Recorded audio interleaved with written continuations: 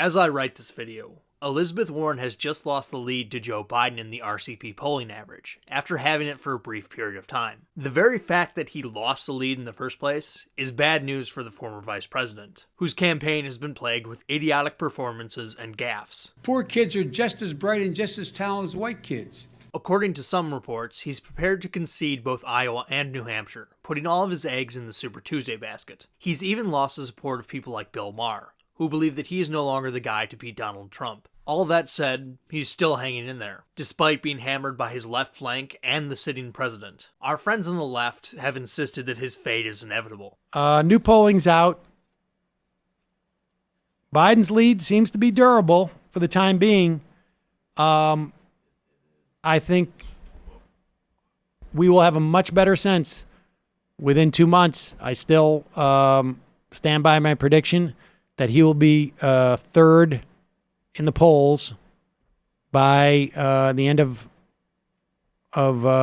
October. And while his support has dropped since he's entered, and even though he's running out of cash, his campaign isn't dead just yet. In fact, he still has a double-digit lead over their beloved Bernie Sanders. Now, our friends on the left have also convinced themselves that the support that he does have is somehow contrived or artificial in some sense. So this is certainly a poll that is weird. It doesn't make sense at first, but if you think about it, just going off of name recognition, that is such a powerful force. And now, thankfully, it's working to our advantage to a degree. However, Joe Biden, he has more name recognition than Bernie, and as a result, in spite of his garbage record, this is really benefiting him. Being part of the Obama team is benefiting him. I, for one, believe that Joe Biden's support is real. Let's look at an important breakdown here. In every poll I've seen thus far, Biden does very well with older voters, whereas Bernie excels with the 18 to 29-year-old demographic. For example, in the latest Emerson poll, Biden gets 44% of voters over 50, whereas Bernie gets 45% of younger voters. So why is there such divergence with age groups? And why do boomers like Joe Biden? Well, I'm sure there are multiple reasons, but I think two of the most important ones are nostalgia and history. You see, Biden is one of the more moderate candidates in the field, which is why our friends on the left don't care for him all that much. They insist that it isn't the 90s anymore. You're basically doing the opposite of what you should do in today's era in terms of politics. You got to give quick, direct answers, man. Nobody's buying your 1990s nonsense of talking around an answer and really trying to use 150 words when you could use 12. Nobody likes that anymore, man. It's a totally different political era. And that the country is ready for an unapologetic progressive. If you can hammer home that message that, hold on now, I'm the real moderate because I'm right in the middle of mainstream American opinion, I'm the real centrist, and all I'm trying to do is get us back to our FDR roots. How are you going to lose with that message? How are you going to lose with that message? Just so everybody knows, FDR kept getting elected.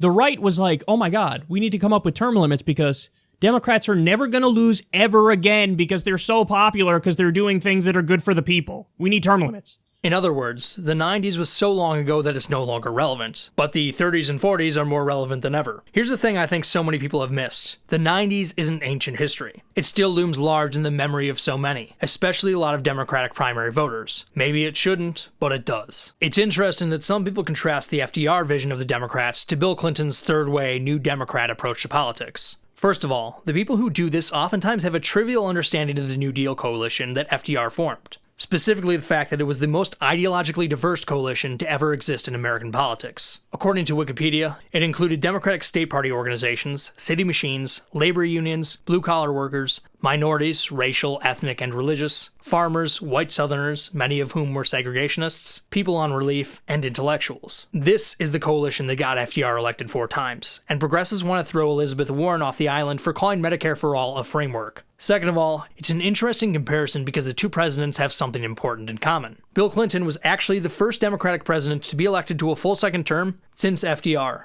Now, that's a little misleading. After all, Harry Truman effectively served 2 full terms. After JFK was assassinated in 1963, his vice president LBJ won in a landslide in 1964. But after that, it was a pretty rough patch for the Dems. Nixon won handily in 1968. Even though no one ever loved or admired him, Nixon was re-elected in 1972, carrying 49 states against the progressive anti-war Senator George McGovern. Nixon smeared McGovern by accusing him of running on a platform of amnesty, abortion, and acid. Nixon then resigned in disgrace in 1974, and was succeeded by his vice president, Gerald Ford. Georgia Governor Jimmy Carter narrowly beat Ford in the wake of the scandal and Ford's subsequent pardon of Nixon. Carter was viewed as a highly ineffective president and went on to lose to Ronald Reagan in 1980 by a count of 6 states to 44. Reagan squared off against the progressive in 1984, Minnesota Senator Walter Mondale. Reagan won 49 states that year. In 1988, Reagan's vice president, George H.W. Bush, who was never considered a charismatic politician or warmly embraced by the electorate, won the election against another liberal, Massachusetts Governor Michael Dukakis, by a count of 40 states to 10. So imagine you're a Democrat in February of 1991. You've lost 3 straight presidential elections, something extremely rare in American politics, and you've lost 5 of the last 6 overall, most of them by wide margins, and in most of them you ran liberals.